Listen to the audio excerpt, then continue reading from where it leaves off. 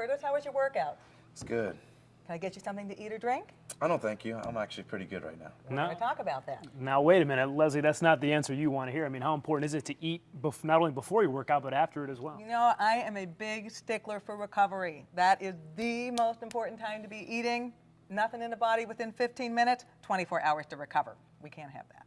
And how does the nutrition level and food intake affect your performance, Curtis? I've had times when I've gone onto that field and I've felt the empty stomach. I felt the pain. I felt my mental concentration levels go down. So all the different things that you've mentioned all end up affecting me. And I could have elevated my game up by having some fruit, having a good meal beforehand, having a light meal, having the correct meal before I go ahead and partake in my game.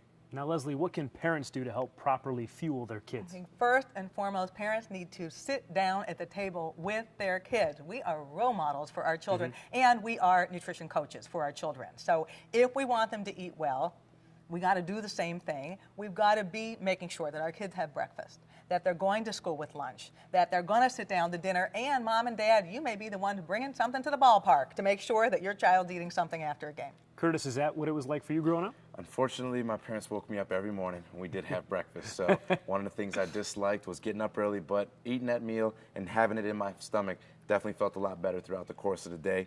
And we actually did sit down as a family as much as we could possibly, whether it was talking about daily events or watching my family eat. My parents always introduced me to new items and new foods so that way I can try different ways to introduce nutrition to my body. So I thank my parents for allowing me a chance to experiment with a bunch of different things and also see the healthy ways of eating.